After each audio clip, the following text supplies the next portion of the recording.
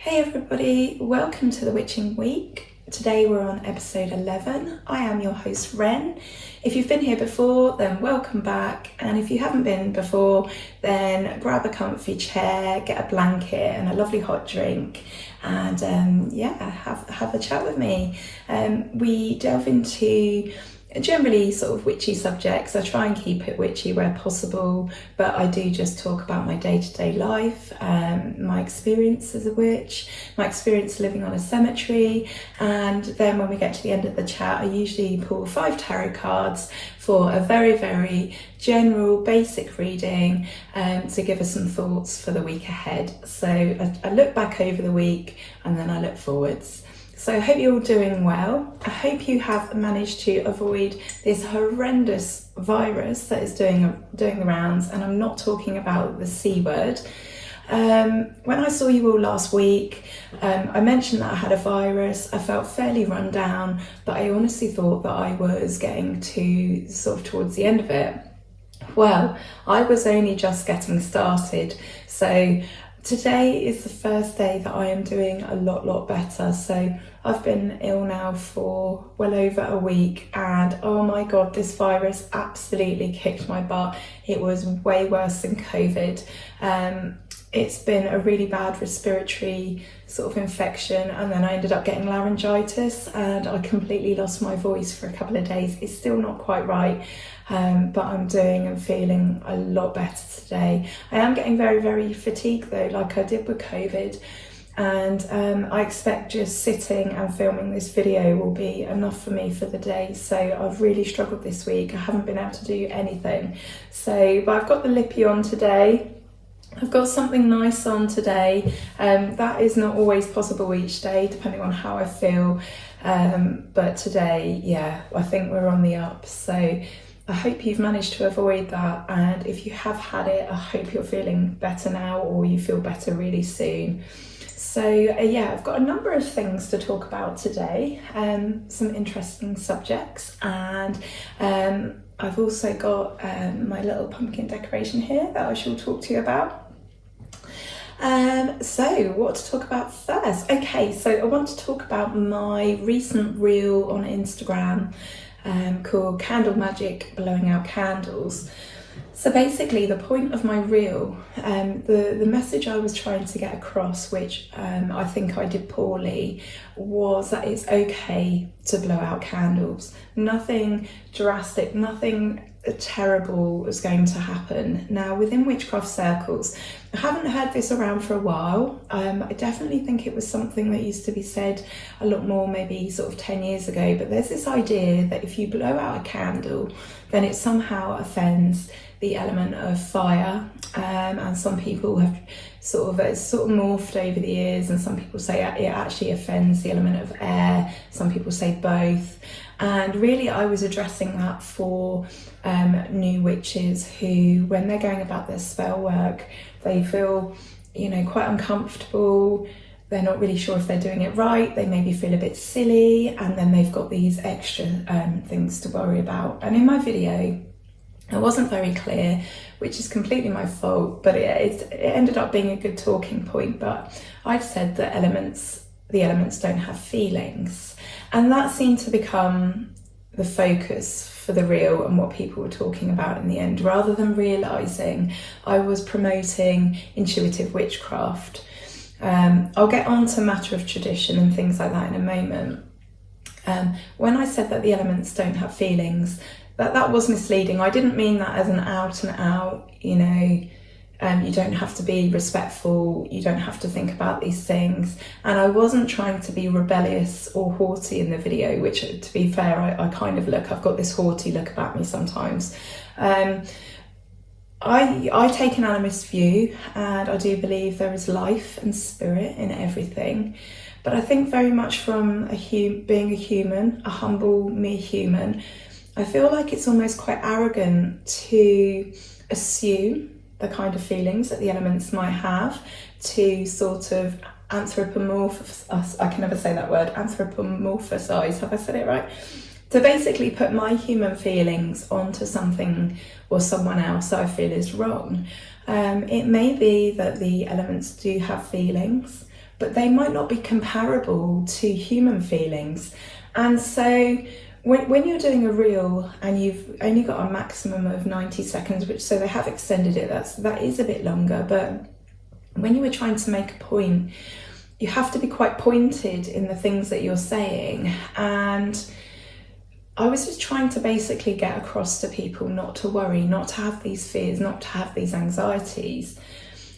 And just as much I'm saying, it's okay to blow out your candles, it's equally okay to snuff them. I mean, this idea is that you must snuff them because otherwise you're going to offend the element of fire or air or whatever. Snuff, blow, pinch, it doesn't matter.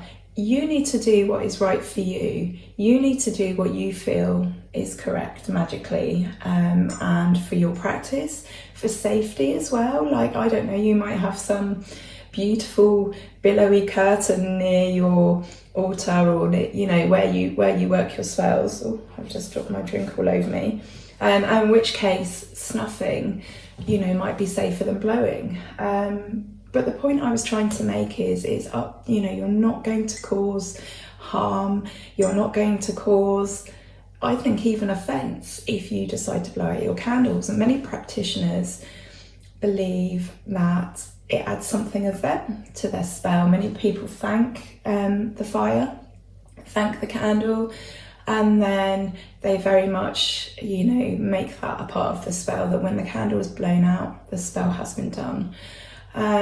Obviously, if you belong to a set tradition or you are learning a particular tradition and they teach you that you have to snuff or you have to blow, it doesn't matter what the action is. The point is, you follow your heart unless you have been taught a particular way. Even then, if you belong to a coven and you are taught to do things a particular way within your tradition, I think it's important to observe that. If you're working in a group setting, then it's important to be respectful and to work with that. But again, when you are at home and you are working a solitary practice, if you feel that particular action or movement is correct for you, then do it. So if you follow a particular tradition and you want to stick to that tradition, then of course the point was I wasn't gatekeeping. It was quite the opposite. I see people repeating these ideas and these tropes, and I think unless you're going to teach people off the back of it what you actually mean by that and why are you saying it, nobody should be telling anyone else what to do. It's like people use as above, so below, really willy-nilly. And no one ever explains what that actually means. And I think that can be really misleading and quite worrying for new practitioners. Also, thinking about the blowing and the snuffing and the pinching, there are traditions who might be doing precisely the opposite to what you do. So that doesn't mean that action in itself doesn't work. Someone who is a hoodoo practitioner got on to me and said, well, we actually, we blow out our candles. And he gave me the reason why. So it's not going to work. It's not going to not work if you do something, if you do the opposite of what you think you should do, or, somebody tells you should do something and you don't do it. You should lead always from the heart. It's witchcraft. On the whole, there are no rules. And specifically, if you're not following a set tradition, you don't have any rules to follow. Don't worry. Witchcraft is supposed to be joyful and insightful and enlightening and freeing, and it's supposed to give you joy and fill you with mirth. Yes, it's supposed to be serious and somber when the occasion rises, but it's supposed to be fun. It's not supposed to be a drag. It's not supposed to be a drag. And that takes me on to my next topic, actually. So recently I put up a video about witches etiquette, and I've spoke about the very obvious things, not playing with communal fires, not not mucking about in the circle, not doing too much talking. There's a time and a place for that.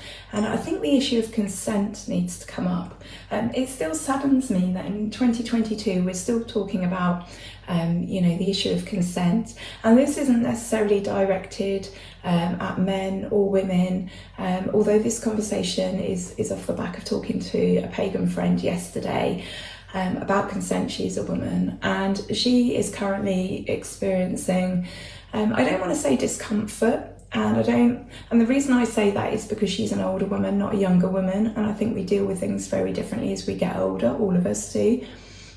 I don't know if the person is trying to make her feel uncomfortable or whether they are not thinking about their actions, but they are feeling cornered by this person. This person desperately wants to engage with her and is kind of holding her, staring at her, and now the lingering sort of, the sort of discreet touches, the looks are lingering, but the discreet touches here and there, every time she gets up to move off, to squeeze past the gap, stuff like that, or if this person is sat near her, actually there's plenty of space, but they're finding a way to brush against her. And we started talking about this, and it's really important in a pagan context. When you go along to a moot or a free and open event like the Gorset at Avebury, for example, or certainly if you're part of a magical working group, you need to be really aware of your surroundings and respect the people within it. These places are sacred spaces, especially when a circle has been opened.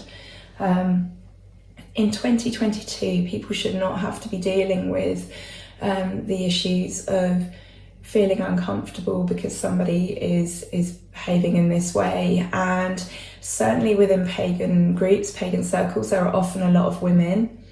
And I've been very lucky in that my last moot that I went to, and I'm referring to this one because I was a member of that one. I'm still a part of it. I live further away. I still do the online moots, but I was part of that for 15 years, and we had an equal amount of men and women, and I'm really proud to say that I was never once made to feel uncomfortable, never once. And we were a mixed group, we were very much a family, and this is the point.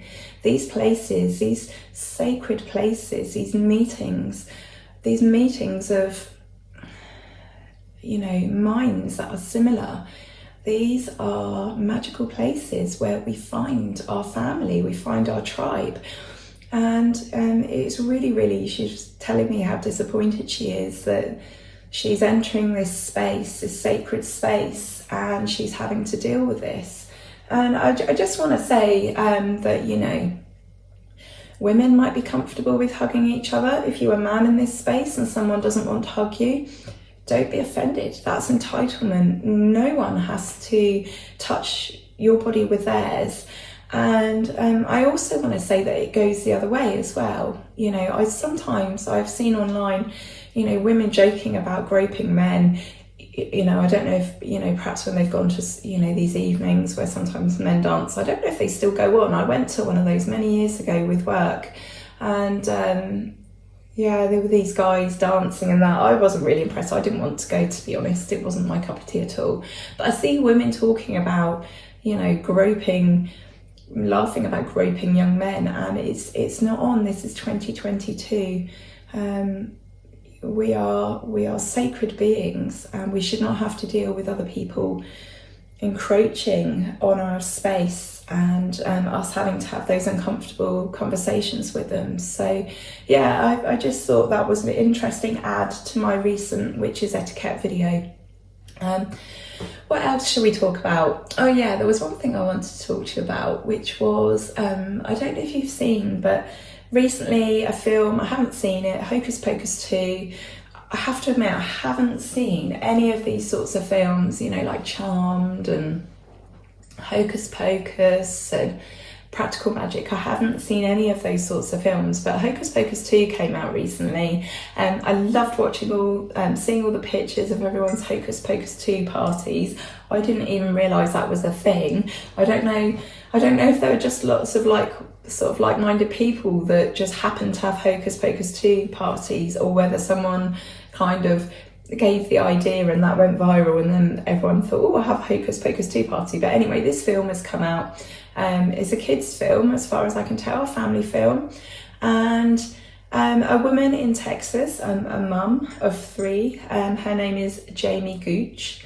And I have to admit that I thought this was satire at first because of her surname. If you're not in the UK and you're elsewhere, I don't know if you have the word gooch, but basically it's a slang word for the area sort of, I think, between the top of your vagina and sort of below your belly button. And if you have a sort of, you know, quite a bit of fat tissue there, I think it's called a gooch. Anyway, I could be wrong. Or maybe it's actually the back. Is it like your perineum? I don't know. Anyway, it's a rude word. It's a funny word in England. So yeah, her name is Jamie Gooch. She basically has got on the record. She must have approached the media. I don't know, or maybe they approached her. But basically she has said that watching Hocus Pocus 2 is extremely evil and it's going to damage your kids.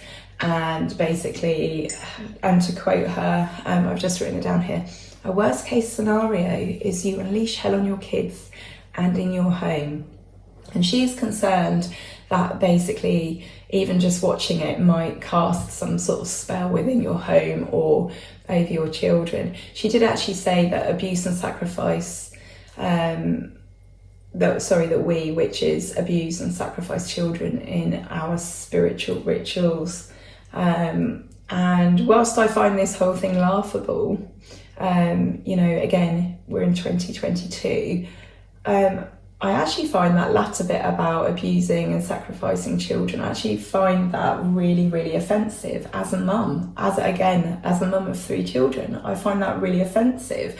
And if anybody's going anywhere really, really dark with their thoughts, I'm afraid it's Jamie Gooch.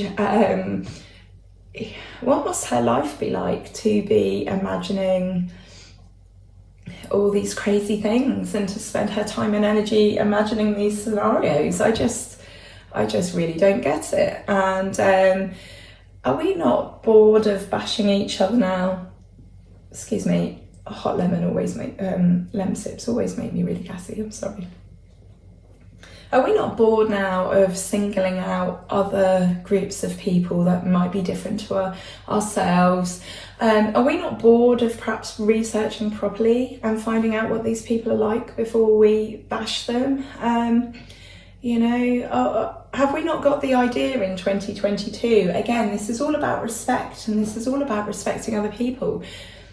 Are we just not a bit more awake to what's going on in the world? I mean, I know there are other areas in the world who view witchcraft very, very differently, but we're talking about the West here, and we're talking about a Western film, and I don't even have to watch that film to know that it's just a bit of fun, you know. And Halloween, that's a really big thing in America, and I'm sure Halloween passes off each year with lots of children just having had a brilliant time dressing up, having loads of sweets, meeting their friends, having a real giggle. And I'm sure Halloween passes each year without any children being sacrificed to, I don't know who she's imagining, Satan, I imagine. But yeah, it's funny, and I honestly thought it was satire because of her name. So Jamie Gooch, the joke's on you, I'm afraid. Okay, what else? I've been babbling on now for about 19 minutes, which isn't bad considering that I have a head full of fluff. Oh yeah, I'm going to show you my pumpkin. Well, I mean, you can see it. I made that.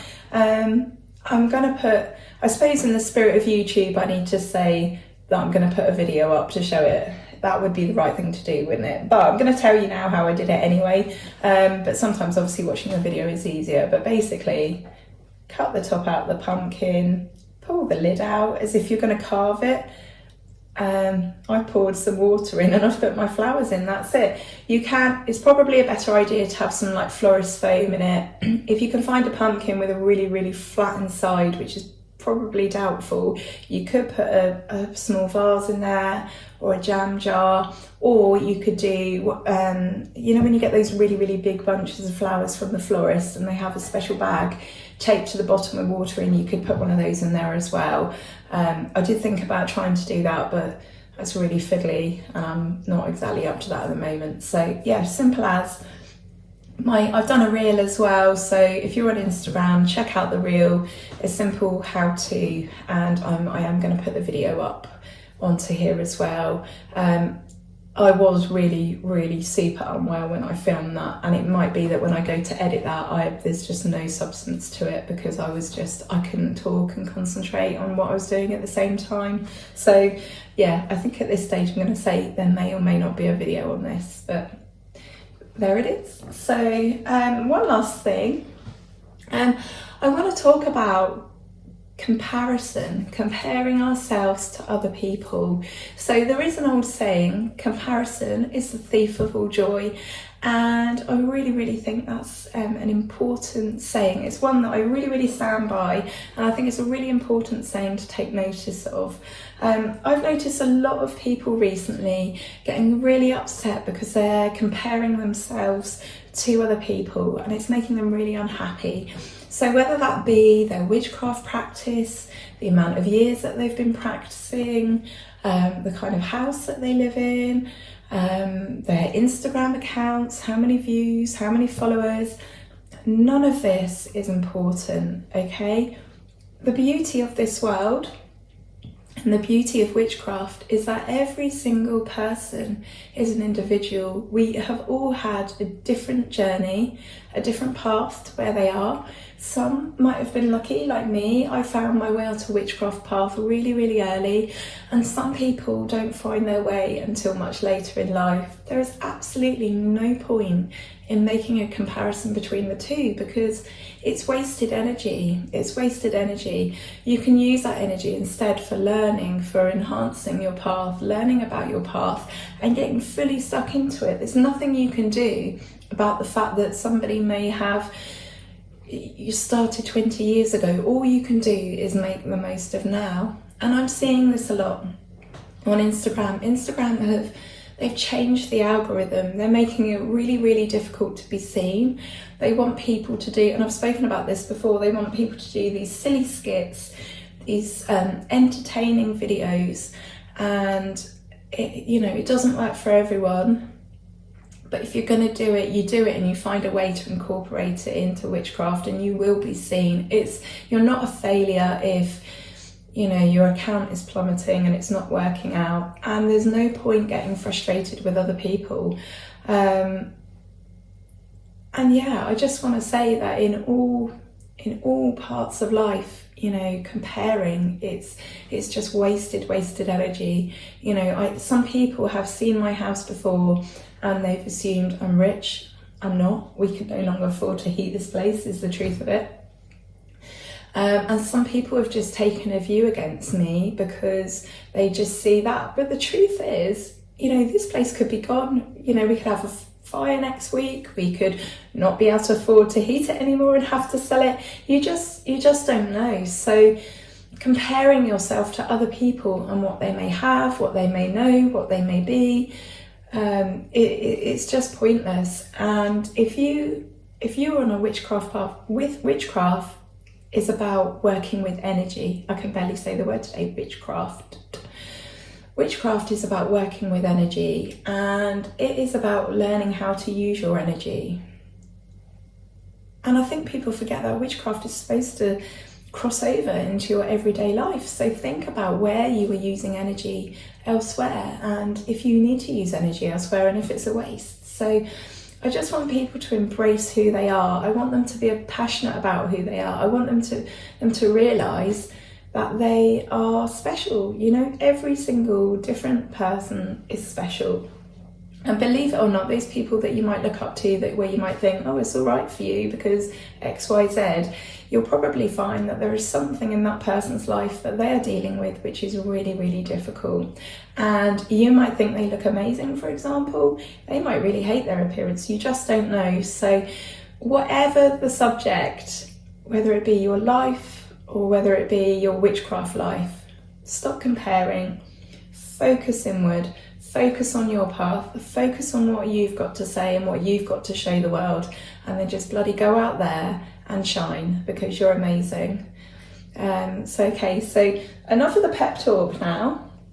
I think we're going to pull some cards now, and let's just have a little thought for the week as we head towards next week. My next video will be on the next witching week. It's going to be on the 28th, I think, so 3 days before Samhain. I'm really excited. I'm really looking forward to having my ritual. We always have a feast on Samhain as well.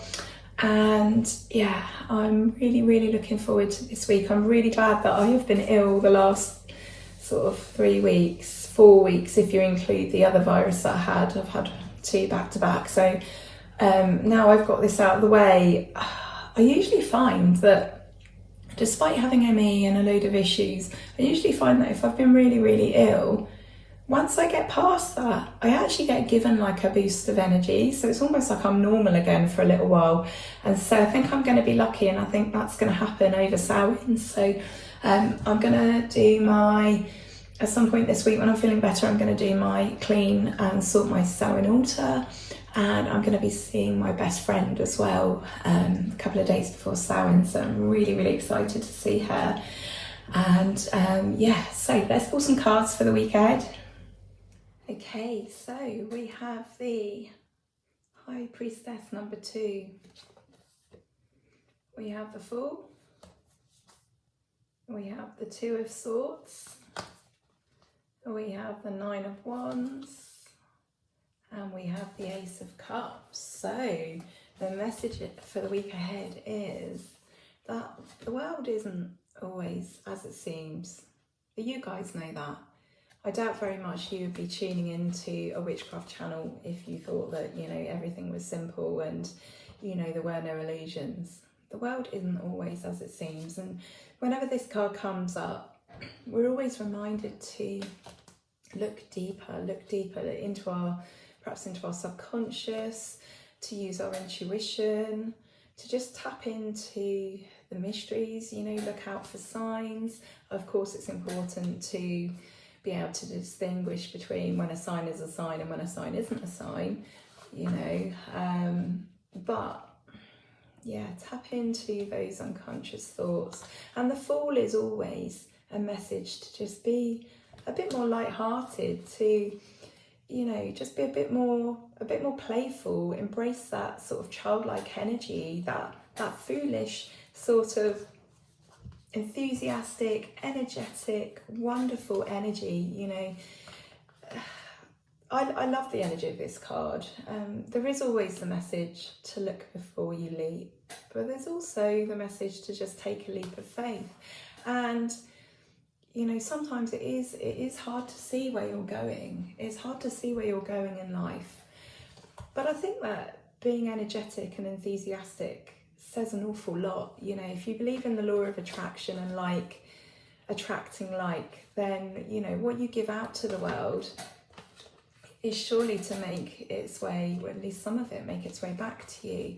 And the message of the 2 of Swords is also very much about using your intuition and trying to unite that heart and the head when you can't see your way through. So intuition is going to be a big theme coming up this week.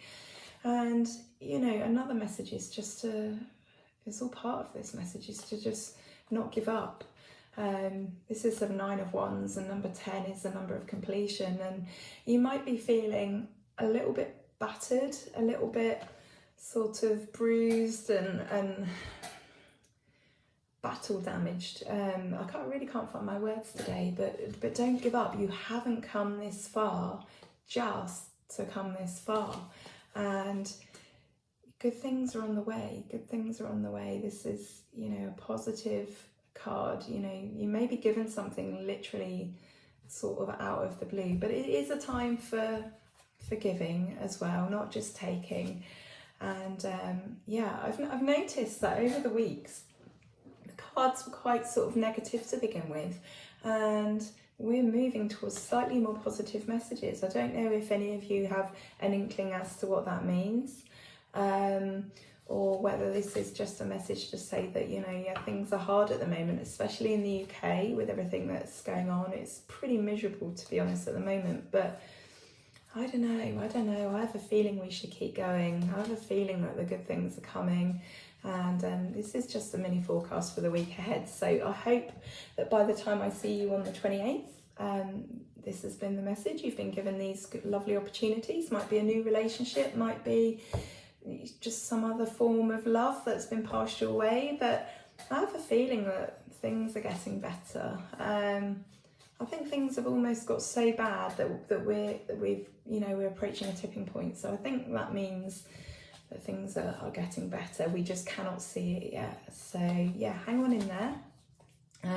Have a wonderful week. Enjoy your preparations as we move closer to Samhain.